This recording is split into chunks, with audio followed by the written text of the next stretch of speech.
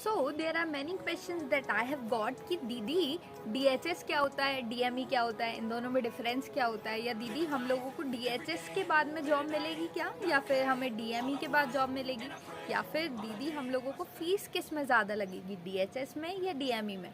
बहुत सारे ऐसे क्वेश्चंस है, right?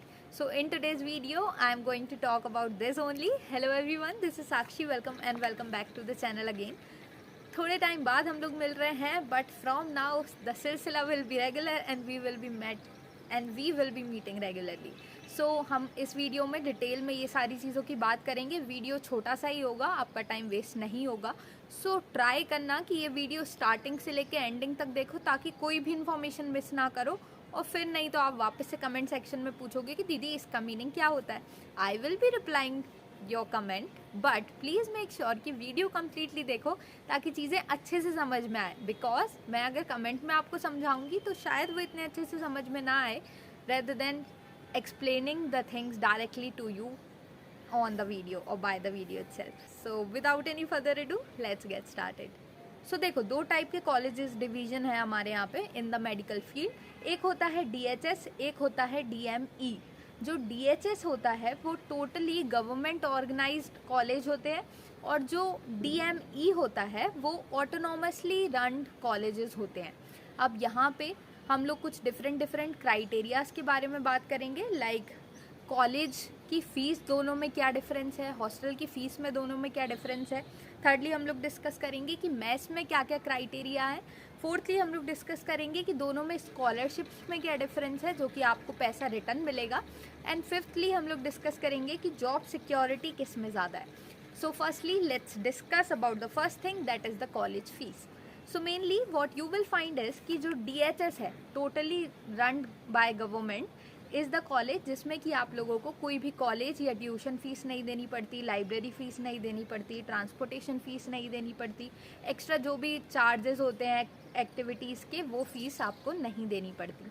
As compare to the autonomous college या DME के अंतर्गत जो आते हैं, यहाँ पे आपको अपनी फ़ीस देनी पड़ेगी कम्प्लीटली। आपको सबसे पहले 25,000 अप्रॉक्स देने पड़ेंगे ट्यूशन फ़ीस, 1,500 देनी पड़ेगी ट्रांसपोर्टेशन फ़ीस, कुछ एडमिशन प्रोसेस की काउंसलिंग क्राइटेरिया होता है उसके लिए अलग से 1,100 रुपये, एंड मच मोर थिंग्स। तो यहाँ पे जो आपकी एडमिशन अकेला जो प्रोसेस है कॉलेज सेक्शन का अकेला, तो वो कॉलेज सेक्शन आपको पड़ जाता है यहाँ पे 30,000 एंड यहाँ पे 0। Moving to the next thing, that is about the hostel rent. So यहाँ पे जो DHS है, यहाँ पे आपको अगेन ना ही कॉलेज की फ़ीस देनी पड़ती है, ना ही आपको हॉस्टल की फ़ीस देनी पड़ती है। अब बात करते हैं अबाउट द DME। तो यहाँ पे भी कोई फ़ीस इतना ज़्यादा नहीं है वेरिएशन, क्योंकि यहाँ पे भी आपको बेस्ट टू बेस्ट कॉलेजेस मिलेंगे और हॉस्टल मिलेगा, और वो हॉस्टल जो है आपको 6,000 रुपये सारे साल भर, मतलब कि 6,000 रुपये आपको ईयरली पे करने पड़ेंगे इन द DME कॉलेजेस, जो कि ऑटोनॉमसली रन होते हैं। After that let's talk about the mess. तो मेस के जो चार्जेस होते हैं वो DHS में भी होते हैं और DME में भी होते हैं, विच मीन्स कि यहाँ पे मेस का मंथली चार्ज अप्रॉक्सीमेटली कॉन्ट्रैक्टर्स जो मेस के होते हैं वो डिसाइड करते हैं। इसमें कॉलेज का इतना ज़्यादा कोई लेना देना नहीं होता। तो जो मेस कॉन्ट्रैक्टर्स हैं उनका बस एक टेंडर निकलता है और वो अपने अकॉर्डिंग फ़ीस डिसाइड करते हैं, विच मीन्स कि 1800 से लेकर 2,500 तक पर महीने आपको मैस का चार्ज देना पड़ेगा। इसमें आपकी 3 टाइम की डाइट्स इंक्लूड होंगी, मतलब कि ब्रेकफास्ट, लंच, डिनर और evening tea with biscuits. Okay, तो ये सारा रहेगा आपके हॉस्टल के मैस का। मैस आपको DHS में भी इतना ही होगा, 1800 से 2,500 के बीच में। DME में भी आपको इतना ही होगा, 1800 से 2,500 के बीच में। After that let's talk about the scholarship criteria. तो जैसा कि हम लोगों की रूल बुक में लिखा है कि आपको हर महीने 3,500 रुपीज़ एज अ स्टाइपेंड मिलेंगे। वो स्टाइपेंड मनी जो है टोटल हर महीने अगर हम लोग 3,500 रुपये अगर हमें मिलते हैं, तो वो साल भर के 42,000 होते हैं, 42,000 रुपये होते हैं। ठीक है, अब ये ही फीस आपको जो है DHS में भी 42,000 रुपये है और DME में भी 42,000 रुपये है। बट ये वो चीज़ जो कि रूल बुक में मेंशन नहीं है वो ये है कि जो आपकी ये स्टाइपेंड है ये आपके क्लिनिकल आवर्स की ड्यूटी पे बेस्ड होते हैं और आपकी डेली अटेंडेंस पे।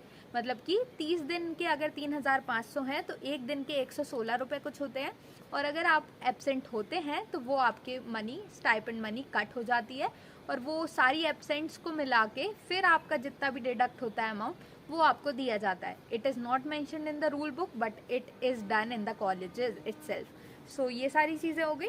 अब lastly let's talk about the last thing, that is कि दीदी हम लोगों को जॉब सिक्योरिटी है या नहीं। तो देखो, जॉब सिक्योरिटी दोनों जगह है, क्योंकि हर जगह पे वो बीएससी नर्सिंग कोर्सेज आपको करा रहे हैं और दोनों जगह पे उनका 5 साल का बॉन्ड है, विच मीन्स कि आपको जैसे ही आपका बीएससी कोर्स ख़त्म होता है उससे निकलने के बाद 5 साल उनकी बताई हुई सिलेक्टेड या उनके डिसाइड किए हुए हॉस्पिटल में आपको 5 साल आपकी सर्विस को प्रोवाइड करना पड़ेगा। लेकिन one more thing, the thing is कि डीएमई वाली जो काउंसलिंग है वो हर साल होगी। जितने बार पीएनएसटी के एग्जाम होंगे उतनी बार आपकी डीएमई की काउंसलिंग होगी। लेकिन डीएचएस की काउंसलिंग, जो कि गवर्नमेंट कॉलेजेस हैं, इनकी काउंसलिंग का कोई भी एग्जैक्ट क्राइटेरिया नहीं होता, कोई भी एग्जैक्ट टाइम टेबल नहीं होता। तो किसी साल पीएनएसटी पेपर के आने के बाद डीएचएस की काउंसलिंग हो जाती है, किसी साल नहीं होती है। और गवर्नमेंट मोस्टली डीएमई की काउंसलिंग कंप्लीट होने के बाद डीएचएस की काउंसलिंग निकालती है, ताकि कुछ स्टूडेंट्स जिन्हें डीएचएस चाहिए था उनने डीएमई ले लिया, तो अब वो डीएमई वालों को 1 लाख रुपए कॉलेज को पे करना पड़ेगा, ऑटोनॉमस कॉलेज को, तब जाके उनको ट्रांसफ़र मिलेगा to the DHS colleges. This is the reality. So यहाँ पे थोड़ा सा ऐसा होता है कि वो लोग आपको थोड़ा सा अपना प्रॉफिट देखेंगे, तो डीएचएस की काउंसलिंग की कोई गारंटी नहीं होती। लेकिन यहाँ पे जहाँ आपका जो पूरा पैसा है, यहाँ आपको 42,000 मिल रहा है और आपका अप्रॉक्स 60 to 65,000 लगता है in the autonomous college.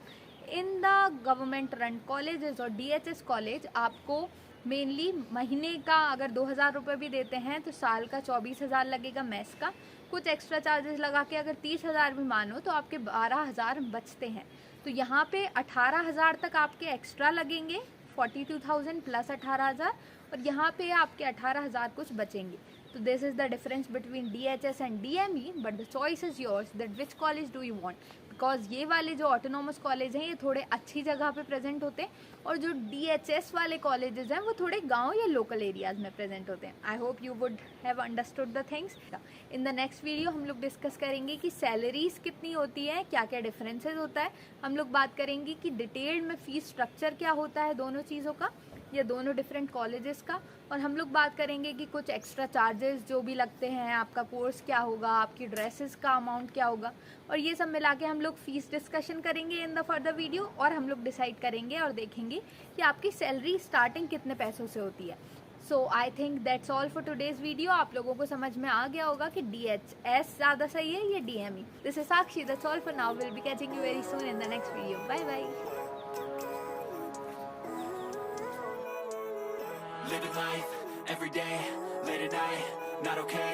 All I want, and I pray, all I need are some better days.